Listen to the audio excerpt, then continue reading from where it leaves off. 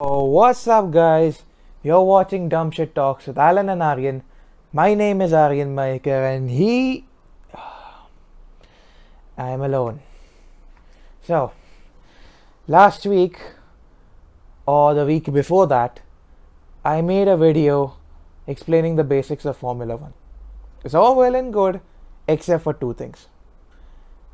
There was a lot of echo, and I tried to edit it out, but guys, I'm a complete noob when it comes to editing, so extremely sorry about that. And B, there's a couple of things that I either forgot to mention or completely messed up. So today's video is gonna be about sprint qualifying. It won't be a very long video, it'll be pretty short. Sprint qualifying, so it's basically a shorter race, a sprint, if you will. So today I'm going to be explaining what sprint qualifying is. Today's video was actually supposed to be on the new regulations for the 2022 yearbook, but since I messed up last time, might as well start again, right? So roll the intro.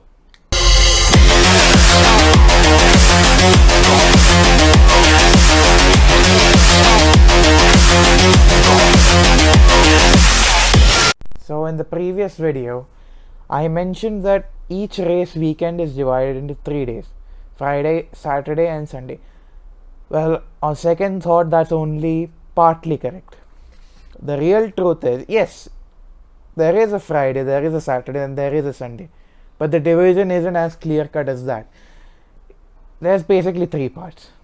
There's free practice, which is divided into FP1, FP2 and FP3. When FP1 and FP2 take place on Friday, FP3 takes place on Saturday. Now, each of these combined is 3 hours. So that means you get only 2 hours on Friday, 1 hour on Saturday, and then on that very same day you have quali. That is on normal race weekend. So, what's different for sprint quali? Well, sprint quali actually is a very different format. You do have your FP1, but what FIA has decided to do is shift regular quali to Friday itself. So that means teams get only 1 hour before prepping the car to make it quali ready. And on Saturday, they get another 1 hour to prep their car before the actual sprint itself, before the actual race on Sunday. So, what is sprint qualifying, you ask? As I mentioned in the earlier intro, sprint qualifying is essentially a sprint. And what I mean by that is that it's gonna be a short 100-kilometer race that lasts for about half an hour. Now regular quali lasts for about an hour. And there's a lot of the main problems with regular quali is there's usually a lot of traffic. So many of the drivers aren't able to set the fastest lap times possible because of wind conditions, dirty air, and also because of some drivers becoming faster because of slipstream. And the other issue is also that it's a bit more predictable, right? If you mess up quali, it's not very easy to get back up in places during the actual race unless you're a very good driver, B, have a very good car, or C, a combination of both.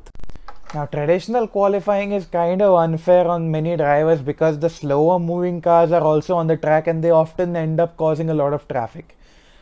So in order to make the races a bit more unpredictable and a bit more exciting, the cars that do make it into Q3, FIA forces them to use the same tire compound that they had used to get into Q3 in Q2.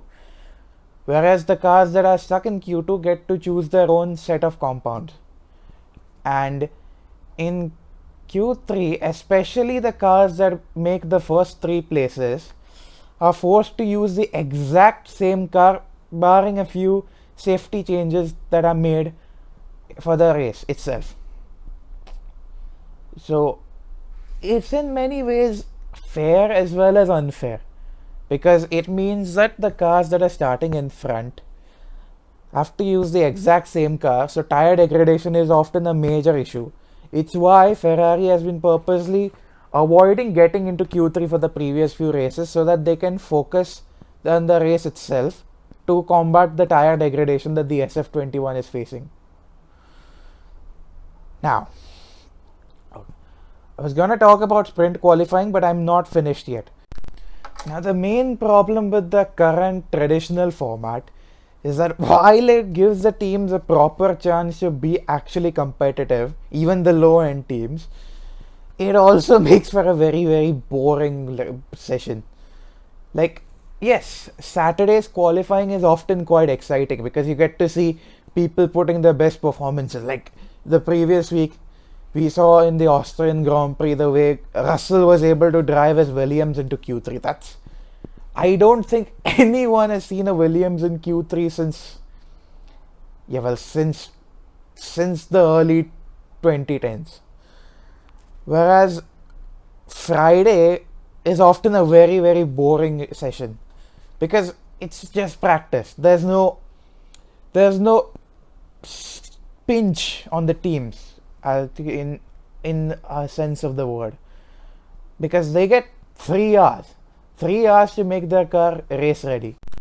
Now, when sprint qualifying was initially announced, like how the format would work, how it would integrate into the race weekend, many people actually complained about it because they thought FIA was being FIA and was simply changing things for the sake of changing it. But the truth is, I've done my own research into this. In fact, if you want, I can link Chainbear's reaction or even video about sprint qualifying, about his thoughts on it. It's actually very, very well made. You can check it out in the link below. You can check it out in the link in the description. So anyway, back to sprint qualifying. Now, what's the point of sprint qualifying? Sprint qualifying is basically FIA trying to spice up the whole race weekend. Friday, which is typically a boring session that many people, even hardcore F1 fans, often end up skipping, is gonna be a race to watch. Because quali will take place on Friday, so that means FP1 and then straight quali. And then on Saturday, when we have the sprint qualifying, we'll have FP2 and then qualifying. So that means FP3 has been completely gotten rid of. That means that teams have only 1 hour to get their car quali ready, and then only 1 hour to get the car ready for the sprint, and then for the actual race itself on Sunday. So that you realize what this means, right? Now, typically in normal quali, the position that you end up in determines the position that you'll start the actual race. Now, that isn't really applying for the new sprint qualifying. Sprint qualifying is basically a sprint. Now, the sprint qualifying, the position is determined again by the qualifying. Whereas your position in sprint qualifying will determine your starting position in the actual race itself. Now, here's another major difference.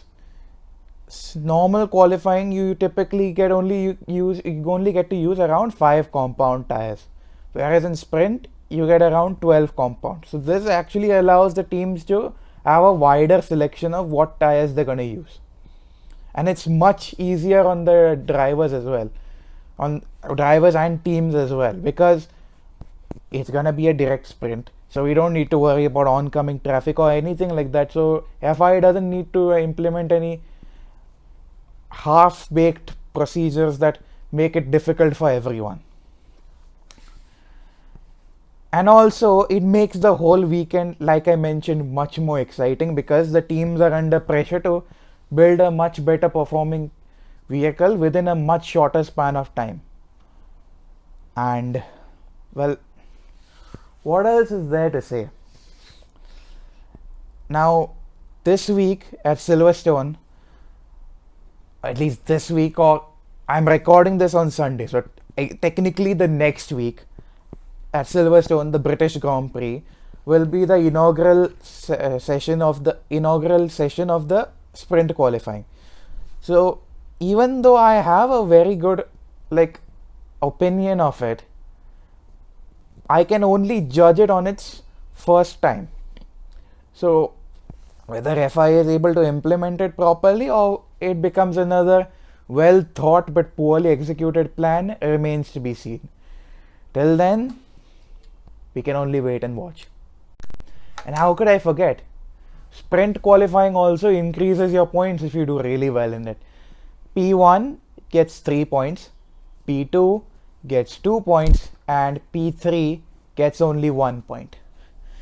This is actually really, really exciting. Now, there won't be a podium or any of the celebrations. That is reserved strictly for Sunday. But it makes everything much more exciting, because it means that the title fight could go down to the wire literally, because it's happened before. Remember, the shortest gap between the winner and the second place till date in Formula 1 is half a point between Niki Lauda, who won the championship, and Alain Prost at McLaren, his own teammate.